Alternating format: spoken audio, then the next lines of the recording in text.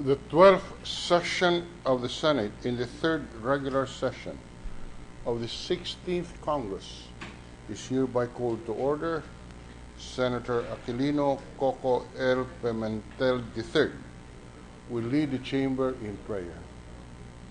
Dear Lord, we open the doors of the Senate today to pay our respects to our departed colleague, Senator Butz Aquino, and to welcome back soon to our sessions our colleague, Senator Juan Ponce Enrile, who has, pursuant to law, been granted temporary liberty pending trial of certain charges that had been leveled against him.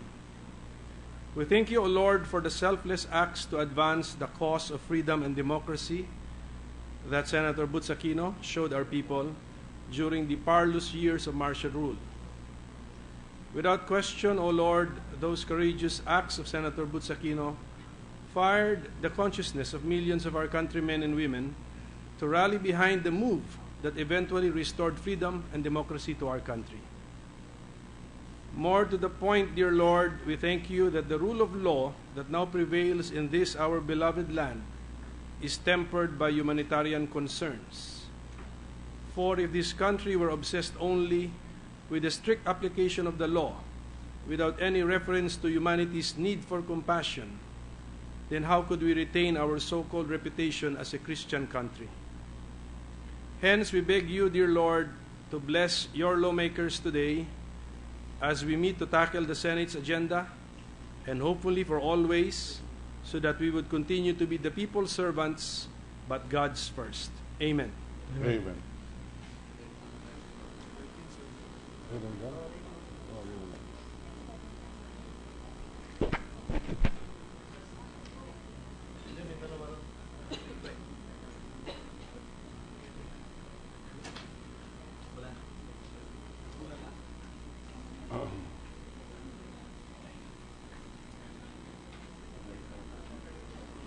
The Secretary will call the roll.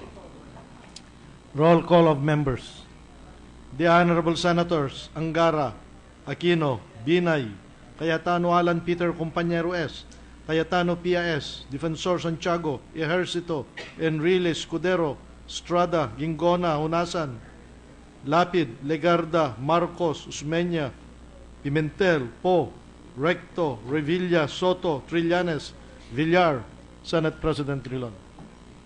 13 senators are present. The chair declares the presence of a quorum.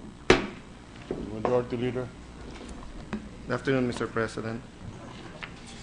Our dear colleagues, Mr. President, I move that we dispense with the reading of the Journal of the 11th Session, August 18, 2015, and consider the same as approved. Any objection?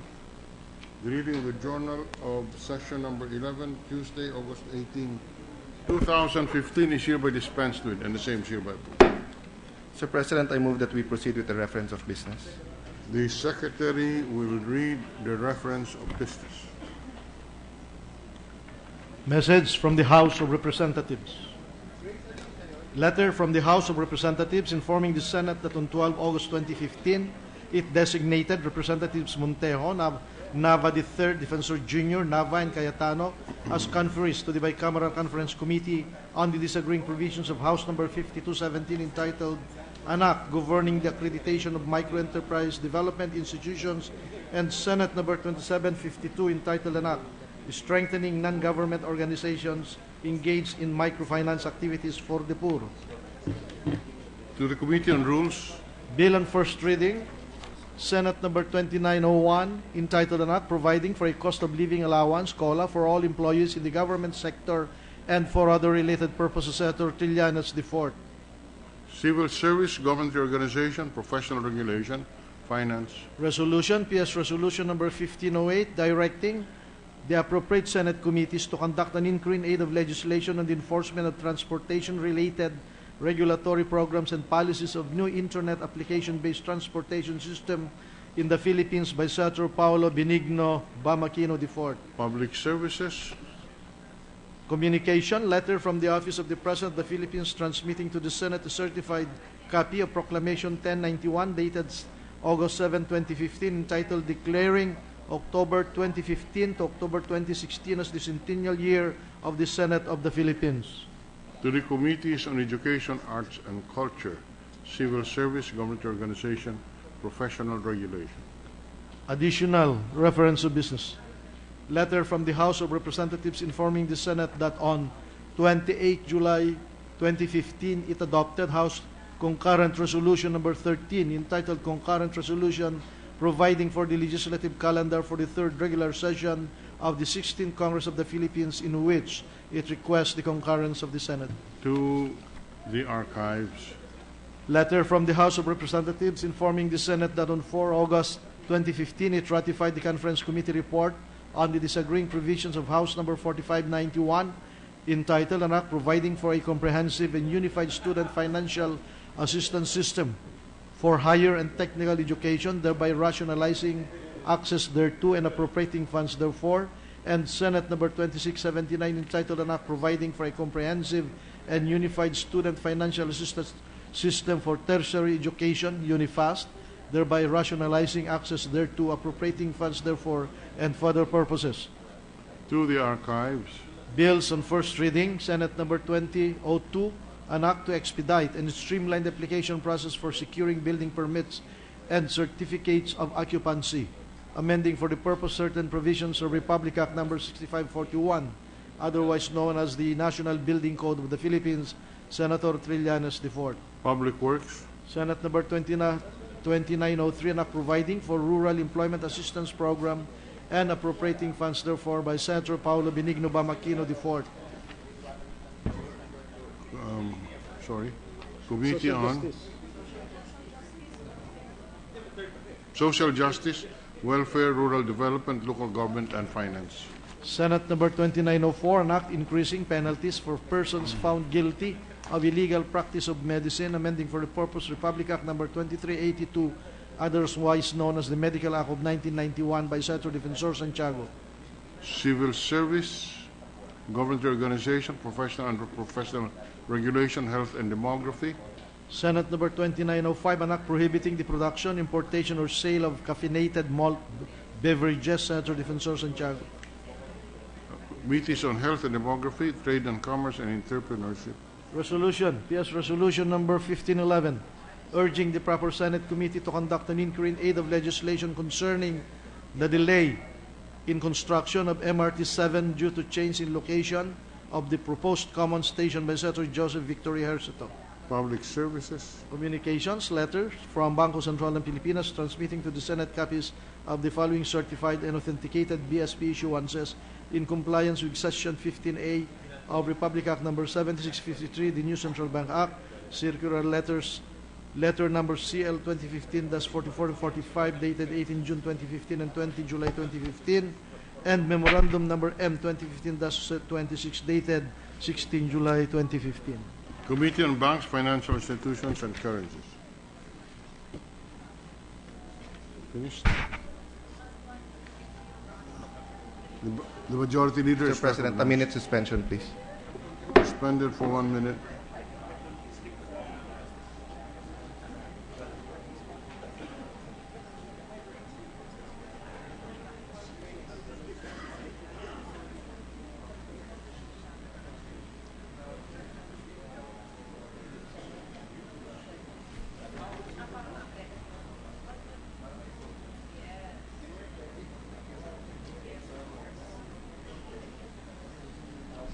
Ready to resume, Mr. President. Ready. Session is resumed. Mr. President, I move that we transfer Senate Bill number 2843 under Committee Report number 183 from the calendar for ordinary business to the calendar for special orders. Any objection? Hearing none, so transferred. Mr. President, I move that, with the consent of the Senate, I move that we consider Senate Bill 2843 under Committee Report 183. Any objection? Hearing none, consideration of the measure is in order. Mr. President, with the permission of the body, I move that the Senate Secretary read only the title of the said measure. Secretary will do so. Senate Bill number 2843, an act providing for affordable drug rehabilitation treatment for Philippine Health Insurance Corporation, PHIC, beneficiaries, further amending Republic Act 7875 as amended. I move that we recognize Senator Poe to sponsor the said measure. Senator Poe is recognized to sponsor the measure. Good afternoon, Mr. President. As Good afternoon. chairperson of the Senate Committee on Public Order and Dangerous Drugs, I rise today to sponsor Senate Bill number 2843 under Committee Report 183. The bill provides an affordable drug rehabilitation treatment for Philippine Health Insurance Corporation, or PHIC, or PhilHealth beneficiaries. This is consistent with the constitutional axiom that the state must adopt an integrated and comprehensive approach to health development. Per the latest statistics of the Dangerous Drugs Board, an estimated 1.7 million Filipinos are hooked on drugs and is on a continuous spike, with the Filipino youth mainly victimized by the menace of drugs. Illegal drug use is a significant problem in our country today. The drugs that are most abused in the Philippines are marijuana, heroin, cocaine, methamphetamine, locally known as shabu, opium, ecstasy, and such. Inhalants such as nitrates and even gasoline and solvents, as these can be cheap for people to get high.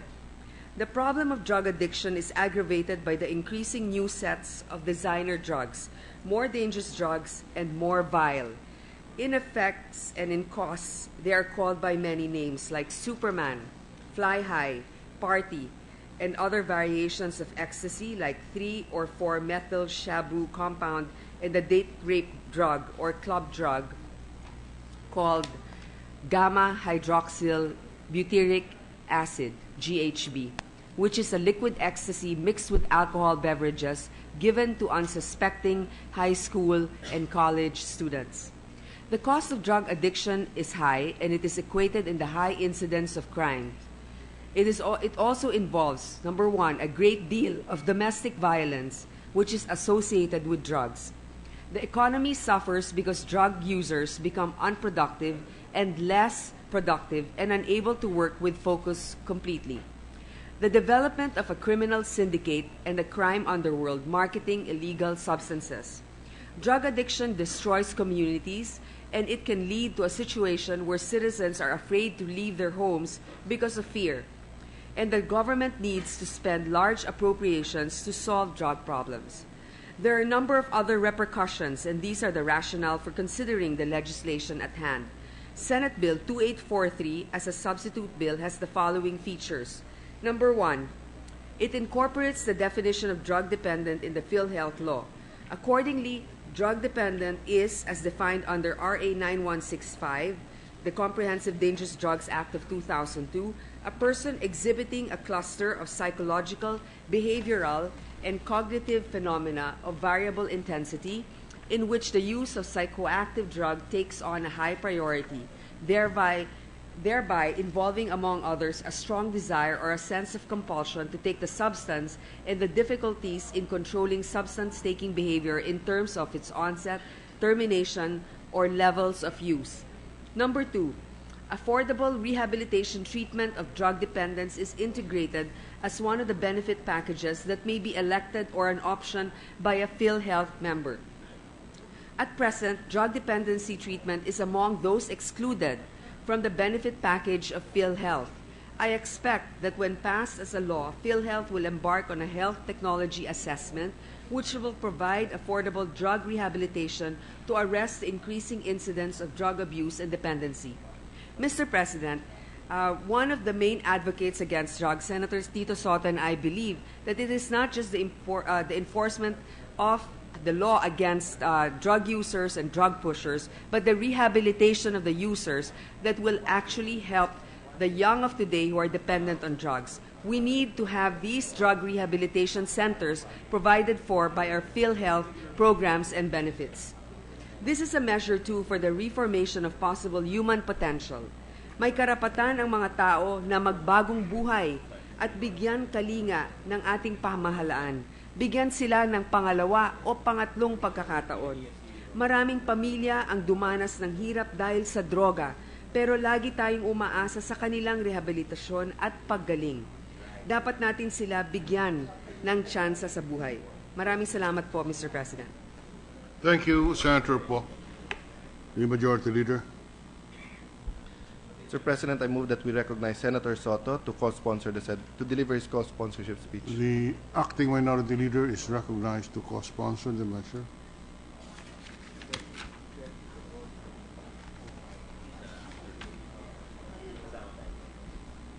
Mr. President, at the outset, allow me to thank the distinguished sponsor of the chairman, I should say, of the Committee on Public Order and Dangerous Drugs for the swift consideration of the measure.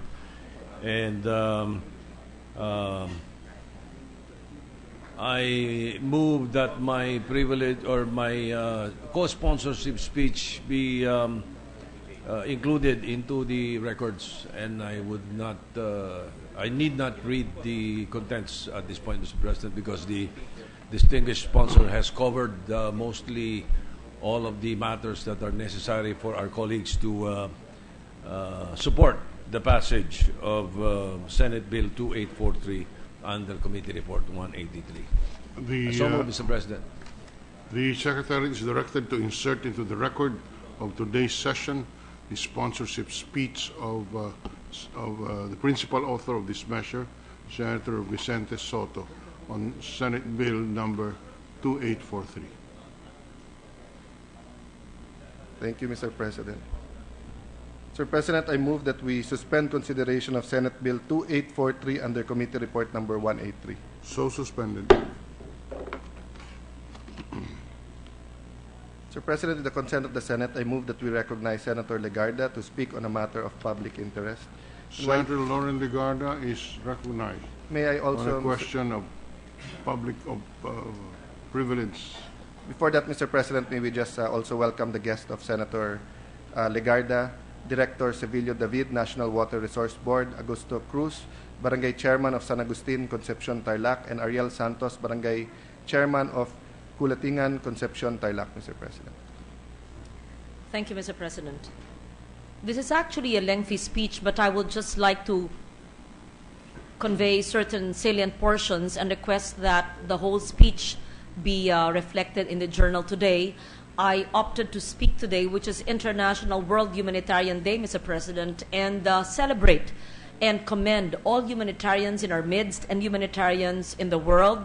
And I decided to speak on El Niño since many of our reporters and people from the provinces were besieging my office with questions on what is El Niño and what are its effects to our farmers and rural fisher folks and to everybody affected by this phenomenon. And so I speak today on World Humanitarian Day on the issue of El Niño and climate change, which is, I believe, one of the greatest humanitarian challenges of our time. What is El Niño, Mr. President? Pag-asa issued its latest El Niño advisory on August 5, stating that the moderate El Niño the country is currently experiencing will intensify in the last quarter of this year. And based on leading climate models, Pag-asa also announced that it will linger up to the first months of 2016. That's half a year. This El Niño is predicted to be identical with what we experienced in 1997 to 98, or perhaps even worse. And according to international institutions, this could be one of the strongest El Niño in 65 years. We ask, what is this weather system? How was it formed? El Niño is a cyclic warming of surface ocean waters in the East Pacific. And during El Niño, the usually strong easterly wind becomes weak. It becomes incapable of pushing warm water in the West Pacific region. Therefore, rains are diverted eastwards, causing enhanced rainfall in the Eastern Pacific and less rains in the western area. This phenomenon is identified when the temperature reaches 0.5 degrees Celsius or higher for at least 5 consecutive months, overlapping 3-month seasons. And this we have experienced in the Philippines and many areas in the world. It is part of a climate system occurring every 4 to 5 years. And imagine, Mr. President, this is just 0.5% degrees Celsius. What about the projected 1.5 to 2 degrees Celsius rise in temperature. If this is already what is expected from 0.5, what more the 1.5 to 2 degrees Celsius, which will be discussed in the COP21 in Paris in November, December. So this climate pattern is expected to cause dry spell, drought in our country. And based on the latest forecast this August, perhaps Senator Angara will listen now and cut short the short meeting he's having there, because the province of Aurora will be affected. And Camarines Norte, now he listens, and Catanduanes, and Laguna, Marinduque, Occidental Mindoro, Oriental Mindoro will be affected by this dry spell. And I'm sure many of our colleagues who will be campaigning during this month in the aftermath of El Niño will be affected by this. On the other hand, other drought-affected provinces are Bohol, Camiguin, Misamis Oriental, Quezon, and Siquijor. Less rainfall means less water supply. Among the most affected sectors in times like this is the water supply for irrigation. According to the DA, this phenomenon cost more than 2 billion pesos worth of damage to agricultural products as of May 2015. As Senator Cynthia Villar will look at the budget of the DA, which she chairs, we would like to know what kind of preparation they had for the El Niño, which will affect our agricultural produce.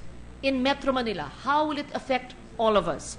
Water supply from Angat was reduced to 41 cubic meters per second for municipal use since July 1st. The reservoir's level this month stagnated in 180-meter level, which is still below the normal high water level. Although Pag-asa expects the peak of southwest monsoon in August and September, and that 2 to 4 tropical cyclones will enter the Philippines in these months, gradual cessation of rainfall will start in the first week of October. The water from the coming rains in August and September may not be enough to refill our reservoirs, because it will maintain sufficient water supply until early next year. What am I trying to say after having laid the basis and the predicate and the explanation for what is El Niño? I'm therefore urging the public, Mr. President, to conserve water. Several agencies have been working hand in hand to minimize the effects of this El Niño phenomenon. Pag-asa has been taking a close watch of these weather developments to provide information to the people. The DNR, DPWH, National Water Resource Board, MWSS, NPC, they monitor this. So what are we to do? In the advent of Metro Manila's water supply reduction, both government and the private sector should really prepare their demand management and supply augmentation to reduce the impact of El Niño. Ano ba ho ang dapat gawin? Let us secure our water requirements of the vital institutions. Let's undertake cloud seeding only if necessary. Water pressure reduction is also suggested. Rotational water supply schedules perhaps will happen. Reduced number of hours of water service, I hope not. And the reactivation of deep well sources and deployment of portable water treatment facilities. These are just some of the measures to reduce the impact of El Niño. And as I've said here many times before, there is a 1989 law which many of the senators who were present in this chamber earlier today perhaps authored long before I came to this chamber, and that is the Rainwater Collection Act, where perhaps the senior senators here should know that the DPWH was supposed to have implemented since '89, so that we will have rainwater collection in every barangay, in every home, in every infrastructure. If we had this, then we can actually recycle and collect water from rainwater.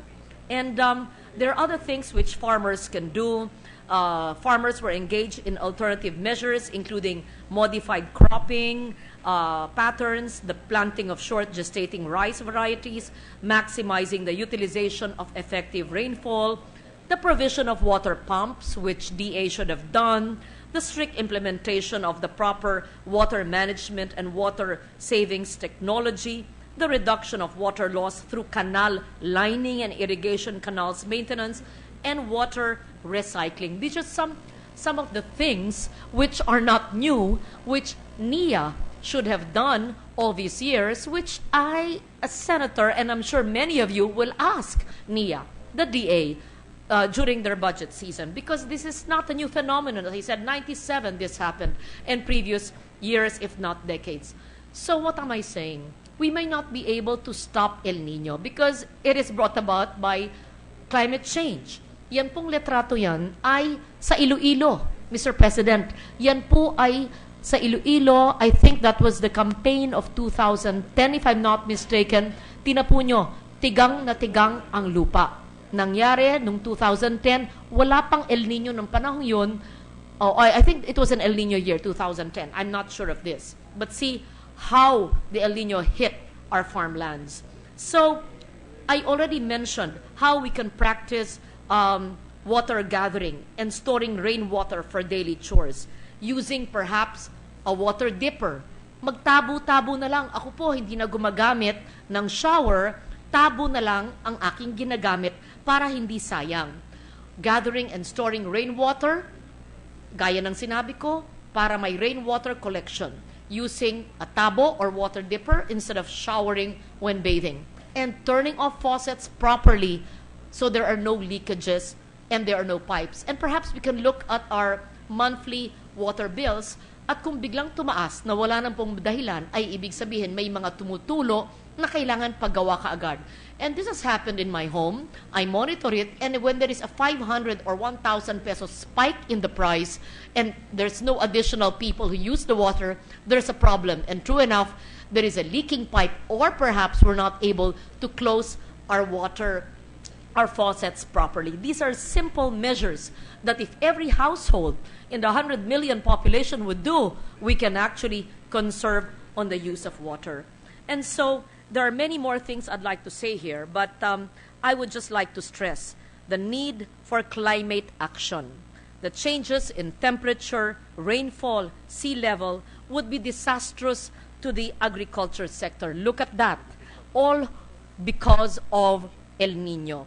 Crop yield potential is estimated to decline by almost 20% in Asia towards the end of a century.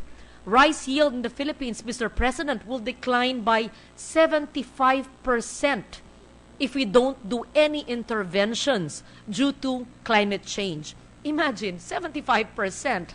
Then, there goes, that's almost telling us that millions of people will die from this loss of the source of livelihood.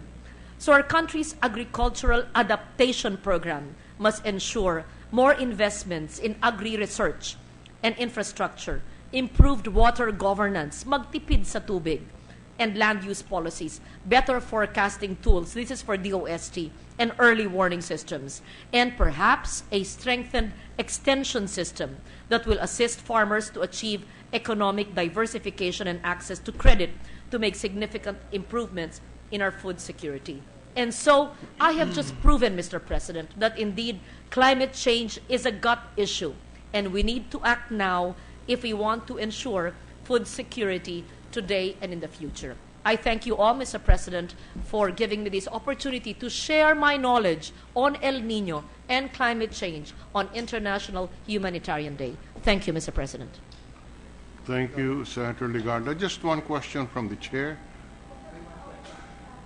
To your knowledge, Senator Legarda, when will El Niño hit us this year? Now already, August, September, last quarter, September, October, November, December, last quarter up to the first quarter of next year, Mr. President. So we have not even felt the effects yet? Yes, Mr. President. And this happens almost every 5 years. The strongest El Niño we've felt was 97 to 98, but I believe in 2010, if I'm not mistaken, there was El Niño as well, Mr. President. This we cannot change, but what do? We should adapt. And part of adaptation is magtipid sa tubig. Ulan ng ulan, sayang ang tubig ulan. Sa ating Senado, kung meron tayong MRF, kung saan napupunta ang ating mga waste, ba't hindi tayo maglagay ng isang rainwater collection para dun manggagaling ang tubig na galing sa mga flush ng ating mga toilet, imbis na ginagamit ang tubig sa source natin. I have tried to do that, Mr. President. Perhaps all government institutions must take the lead by implementing a 1989 law called the Rainwater Collection Act, Mr. President. By how many degrees would the temperature rise on the average once the El Nino will hit us? With these projections, it's only a 0.5% degree Celsius, Mr. President. However, the IPCC has already projected that the world, which will include our country because we're vulnerable, will actually increase its temperature to more than 1% degrees Celsius, meaning that these projections are simply based on a 0.5% degrees rise. However, the reality is we will increase more than 1 degree. And so, ito pong mga projection na ito ay base lamang sa 0.5 degrees increase sa temperatura na nararamdaman na po natin. So it's not a projection, it is a here and now reality, and it is so important that our DA takes it so seriously, that the DNR, the NWRB, the NIA, etc., all of these agencies, there should be in fact a task force El Nino, so that all these agencies, ano bang ginawa natin paghanda ang ating budget na ipapasaba ay akma sa mga pangyayaring ito. And so during the fourth quarter of this year, we will not expect rains as we would usually experience during the El Nino phenomenon? Yes, Mr. President, that is the projection.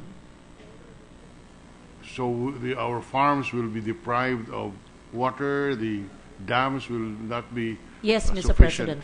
Yes, Mr. President, you're correct. Has the Department of Agriculture calculated the damage that will be brought to our economy as a result of the El Nino? You're right, Mr. President. That's a question I want answered by the DA, whether they had anticipated this, which I'm certain they should have. But in terms of the damage or the loss to agricultural produce and what they've done to abet it. In short, ano bang paghahanda ang ginawa ng ating pamahalaan, lalo na ang DA, sa ating mga magsasaka, the rice farmers and the corn farmers and farmers in general, and because this was predicted. And so what adaptation measures did they actually do? And what more adaptation measures are we doing for next year? I assume our palay production will be affected. Yes, Mr. President. And how much will that entail in terms of additional importation?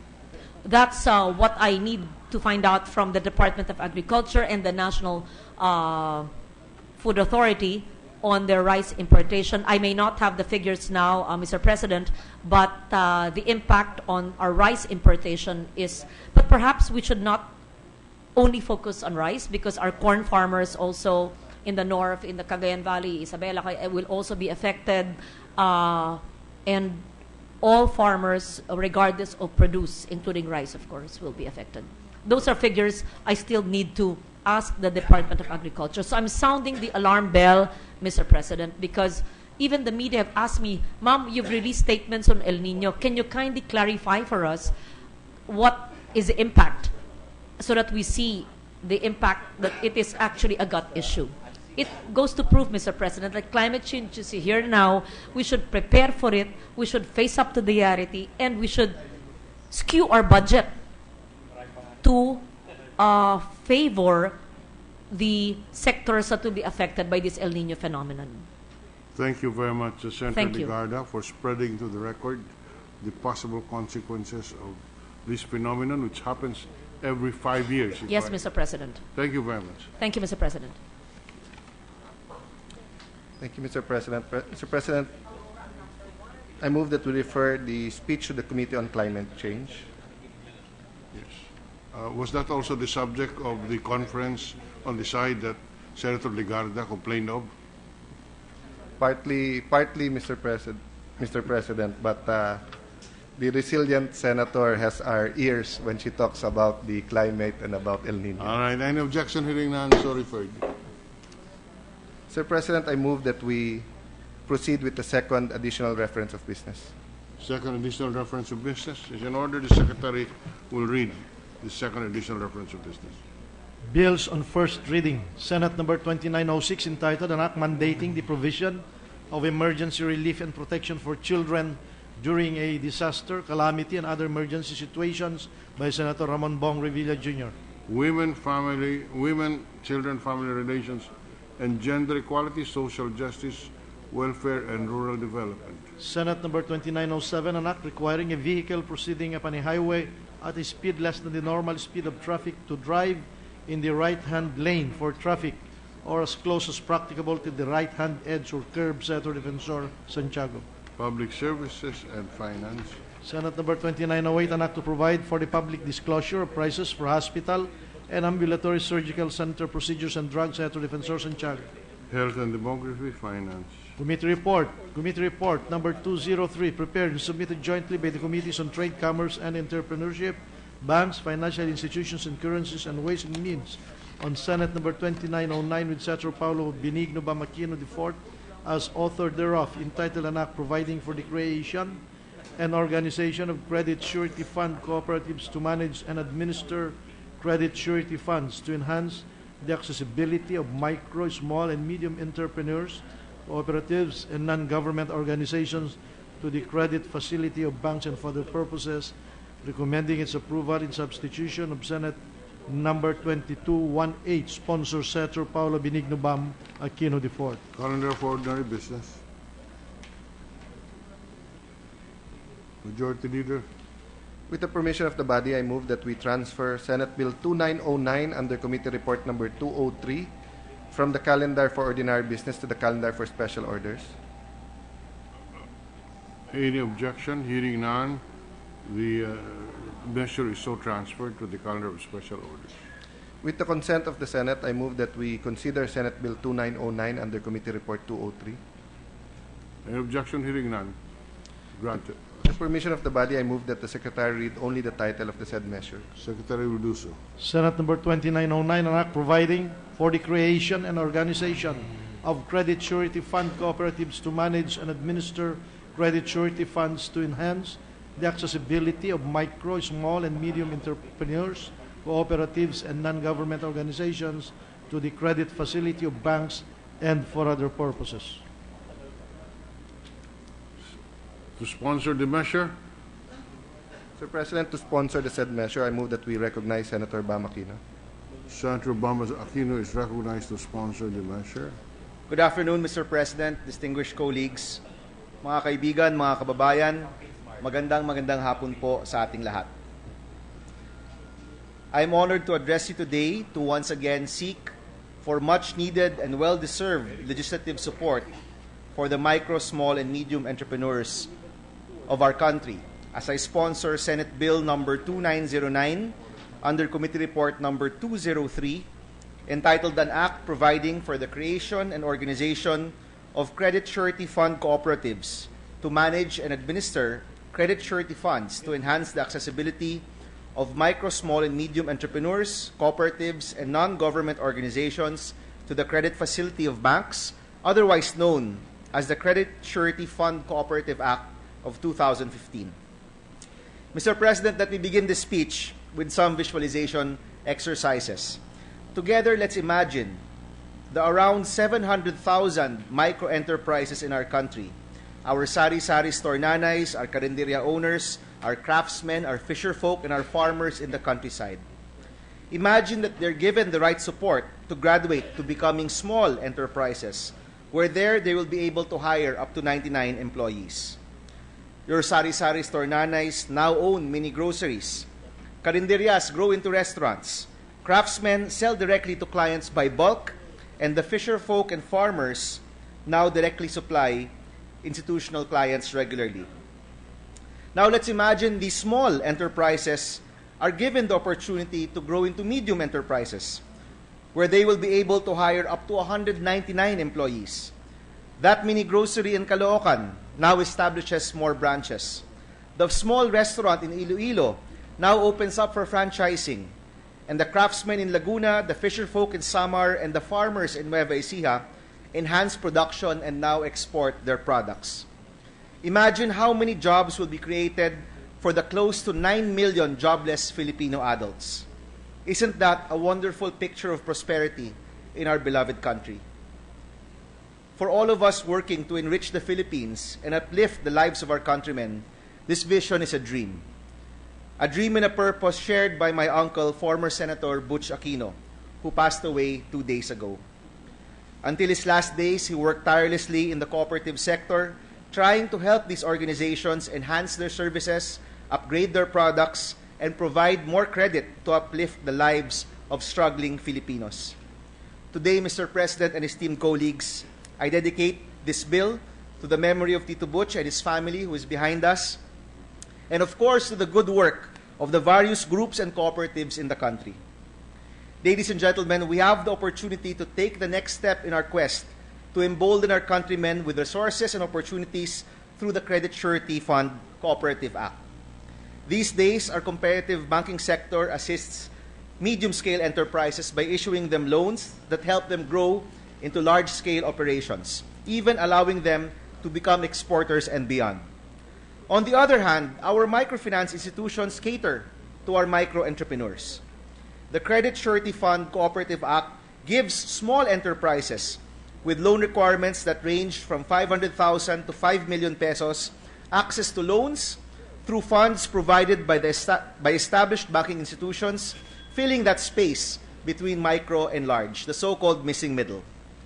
Mr. President, this is not a novel idea. In fact, the Bangko Sentral ng Pilipinas has a prevailing credit surety fund project with around 40 existing credit surety funds across the country.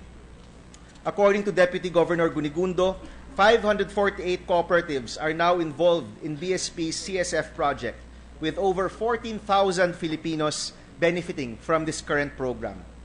These credit guarantee mechanisms have successfully boosted lending for startups and small enterprises, a result we hope to expand by institutionalizing this program into law. The Credit Surety Fund Cooperative Act will take the 7-year CSF program of the BSP to the next level and ensure its large-scale implementation so that more of our countrymen can reap its benefits. My dear colleagues and partners in development, if we are to be successful in achieving our goal of inclusive growth, we must ensure that financing is available throughout the full spectrum of enterprises, from micro to small, from small to medium, and from medium to large, all with the help of the cooperative sector in the country, a sector that was fathered by former Senator Butch Aquino. Mr. President and distinguished colleagues, let's come together once again, this time in support of providing much-needed capital for our small business owners in our country. Let's complete the range of financing options for businesses of all sizes and ensure the passage of the Credit Surety Fund Cooperative Act of 2015. Inaasahan ko po ang inyong suporta sa patakarang ito na makakatulong sa pag-asenso ng libo-libo nating mga kababayan. Mga kaibigan, magtulungan po tayo upang maipasa ang Credit Surety Fund Cooperative Act of 2015. Maraming salamat po. Magandang hapon po sa ating lahat. Thank you, Mr. President.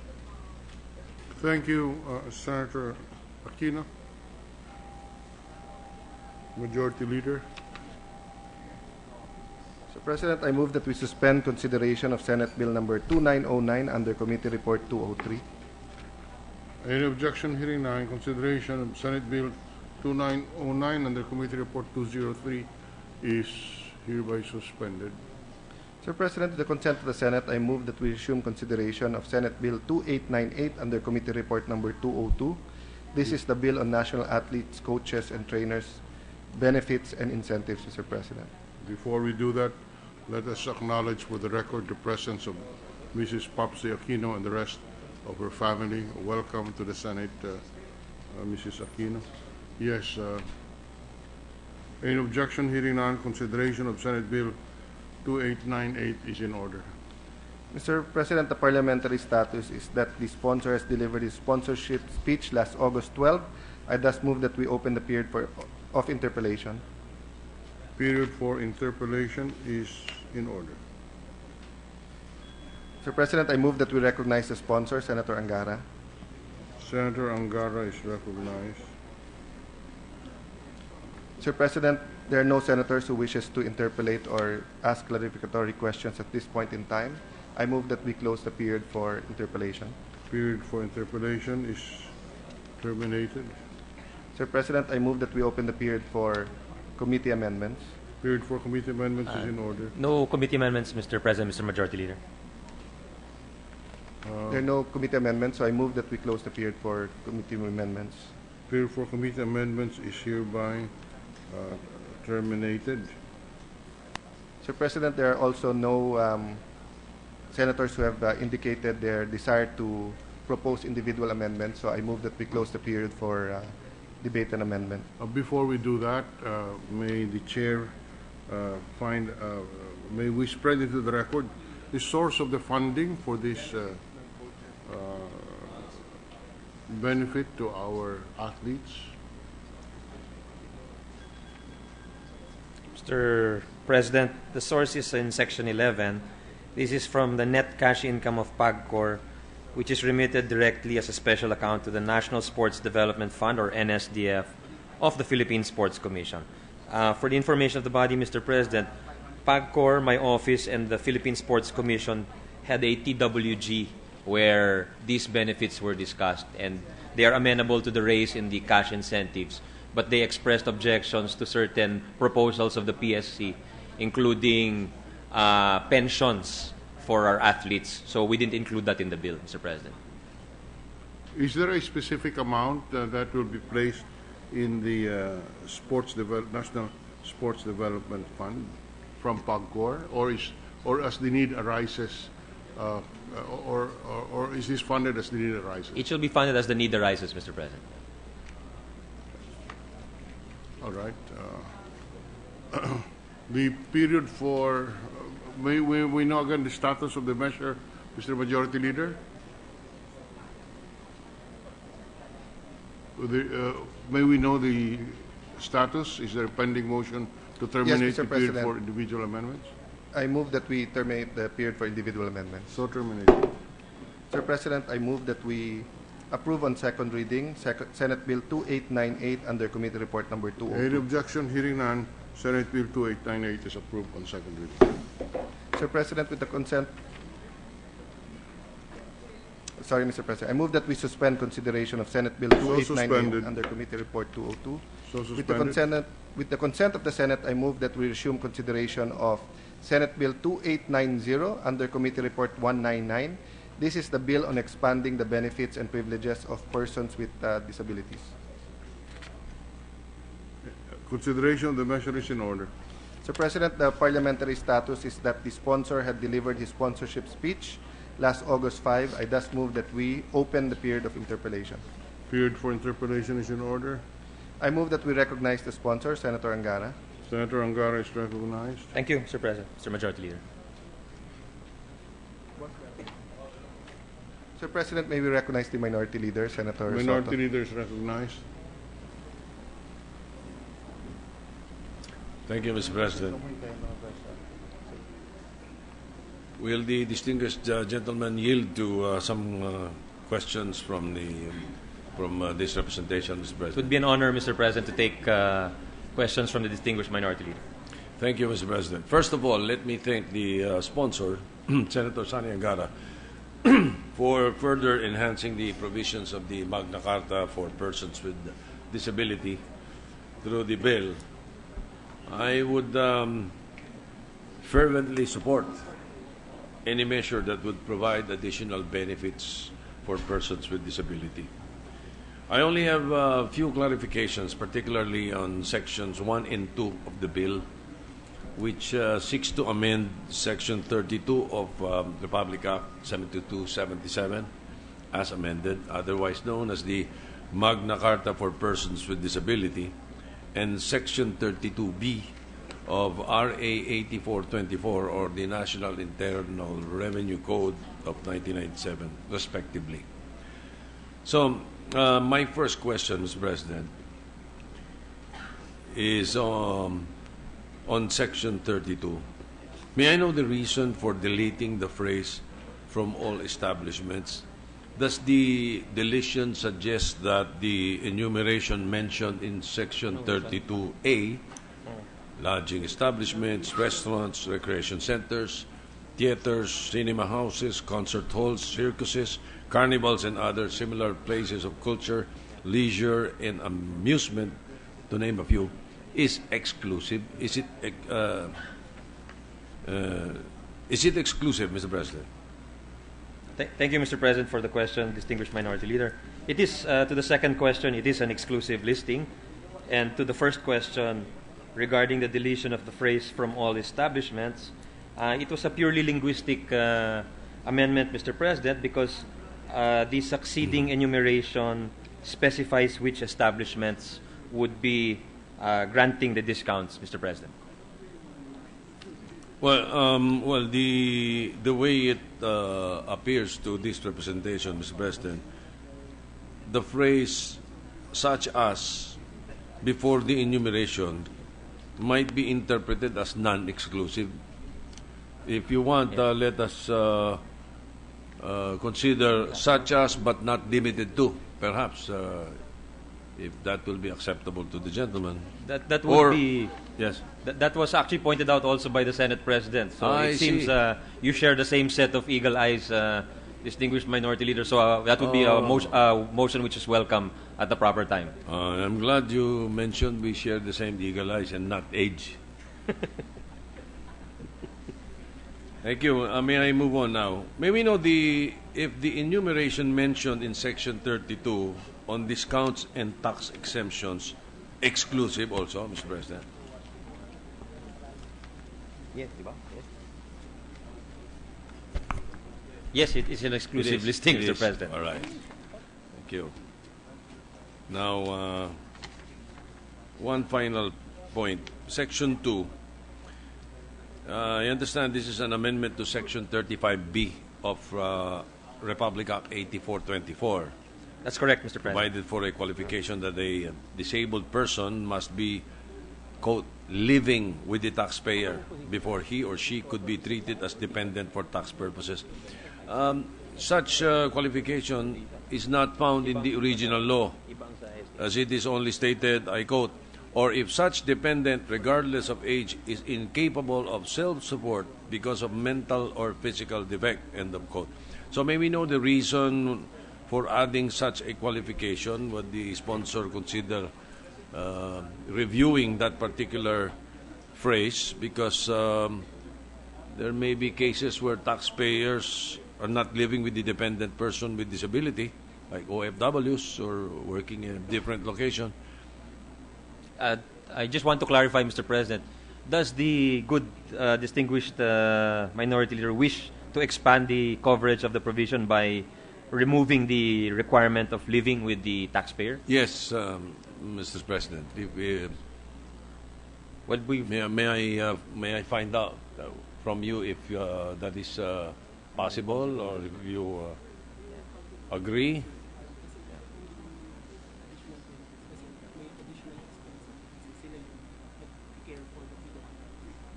But the reason for the deduction, Mr. President, is that for them to be living is because they are the ones who pay for that person's or the PWD's expenses. But I do agree with the good Minority Leader that there may be instances where they pay for the support of the PWD and not necessarily, and that PWD may not necessarily be living with the taxpayer. Baka nasa abroad.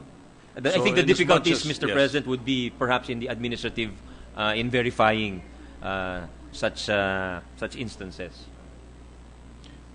Yes, as I noticed, it was not in the original law. So may we know why we have to put this here?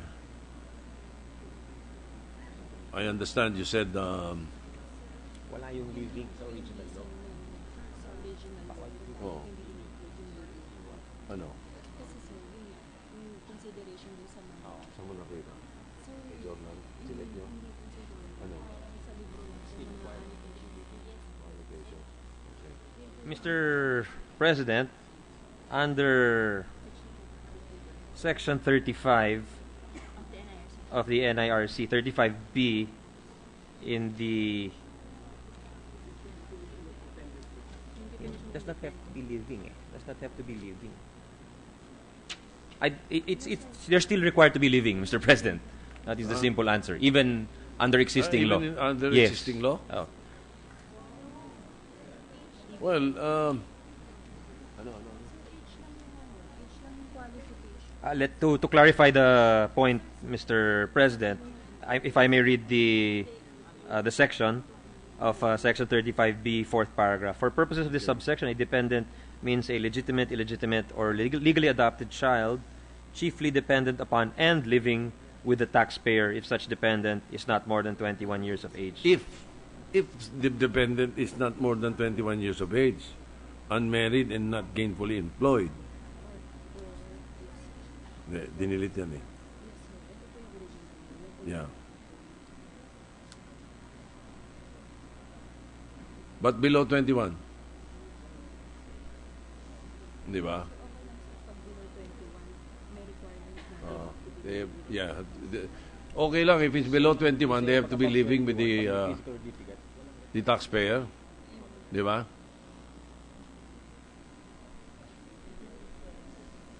Well, the opinion expressed here is they're still required to be living under current law, Mr. President. We have a 1 minute suspension, Mr. President.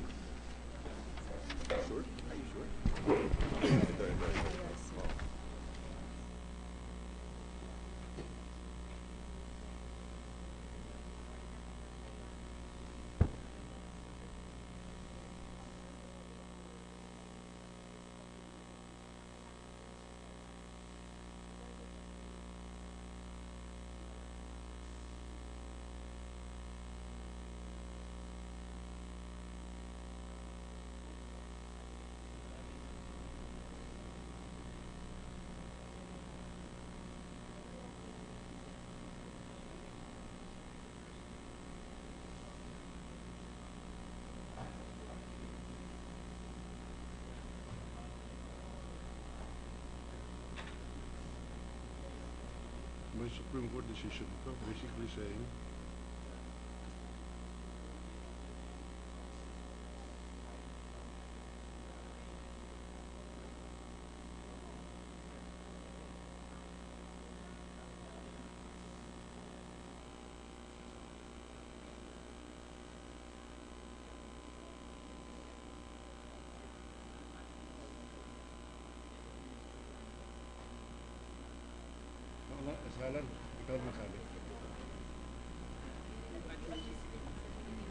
we're ready to resume, Mr. President.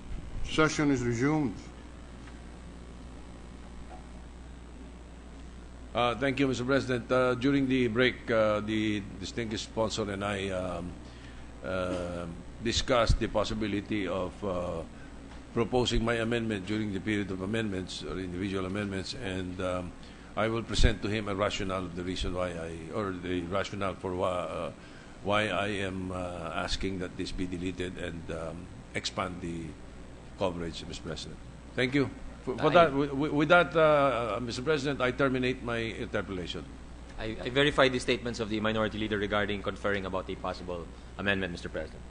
The Chair has a few questions, Mr. Sponsor. Yes, Mr. President. On Section 3 of the measure, implementing rules and regulations. This is on the last page of the bill. First, we say that the rules we enumerated the departments who are supposed to issue the implementing rules: DSWD, DOH, DOF, and the NCDA. And then it's the bill states, in consultation with the concerned Senate and House committees. The Chair raises the question to the sponsor,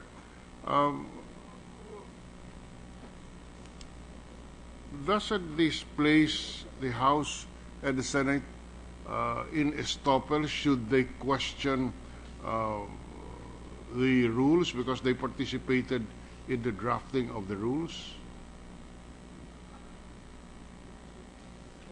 It's a good question, Mr. President.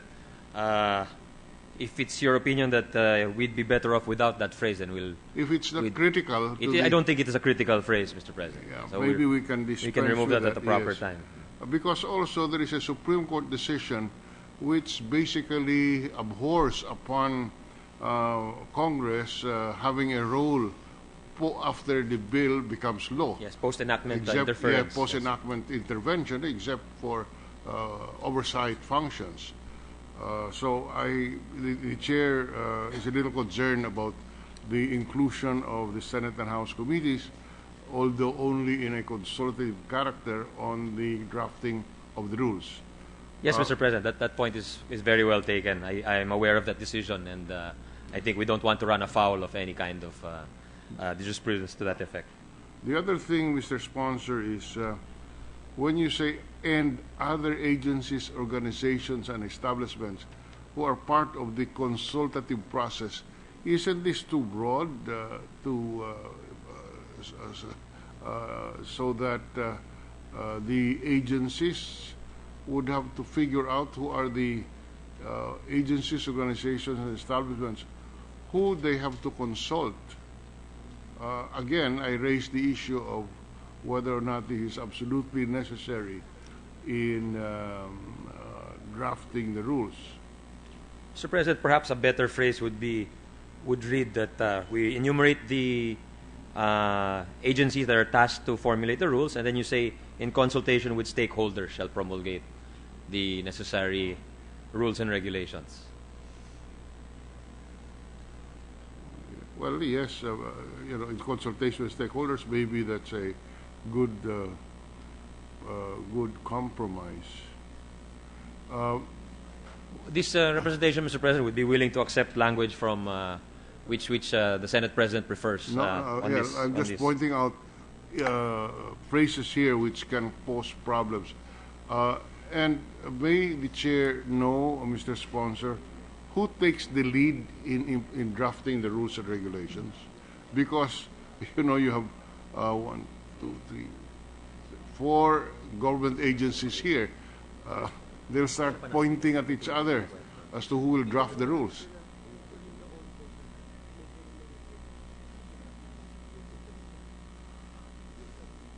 And must the concurrence of all of these agencies be necessary for the crafting of the rules? You may not have rules for 2 years if you have this many agencies involved in the crafting of the rules. May the chair actually suggest that maybe you could re-examine this and find out a more efficient way of having the rules and regulations drafted rather than an open-ended enumeration of the agencies involved, and the bureaucracy may take time to come up with the rules. It's a very valid concern, Mr. President, which is why we added a proviso in line 16 of page 5, which says that provided that the failure of the concerned agencies to promulgate the said rules and regulations shall not prevent the implementation of the act, which is actually the language of the Senate President in previous legislation. But regarding your first concern, Mr. President, regarding which agency would take the lead, this language is actually similar to the language found in Republic Act 9442, which amended the Magna Carta for PWDs.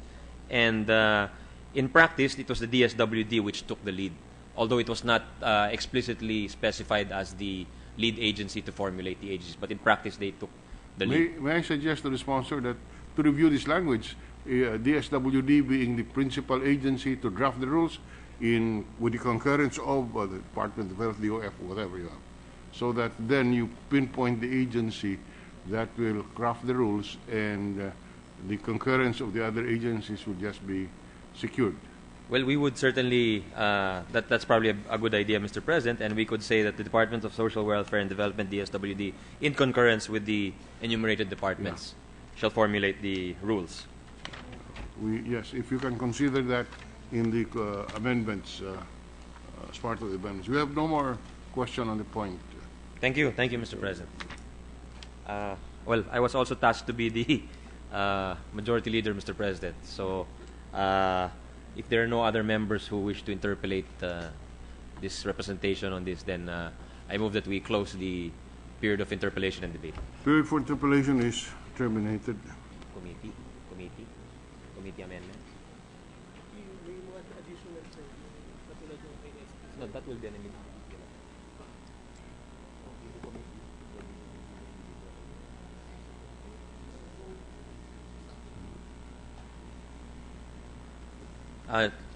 Mr. President, I move that we open the period of committee amendments.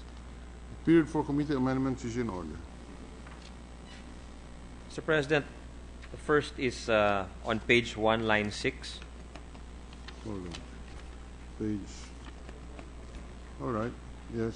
To insert the word following before the phrase sale of goods. Page 1, line 6. Insert the word Following before sale of goods. before sale of goods. Any objection? Hearing none. On the same page, Mr. President, on line 8, to delete the words such as, taking into account the comment of the Senate President and the distinguished minority leader. The line 8. Delete the words such as. Is to delete the phrase such as. Any phrase. objection? Hearing none.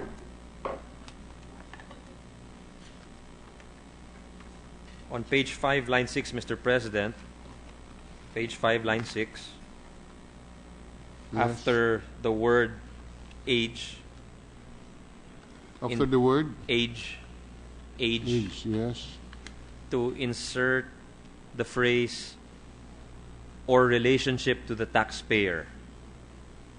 And if I may be permitted to read this section, Mr. President, it would read, the new proposed language would read as follows: provided that persons with disability, PWD, as defined in RA number 7277, otherwise known as the Magna Carta for Persons with Disability as amended, regardless of age or relationship to the taxpayer, who are not gainfully employed and chiefly dependent upon and living with the taxpayer, shall likewise be treated as dependent.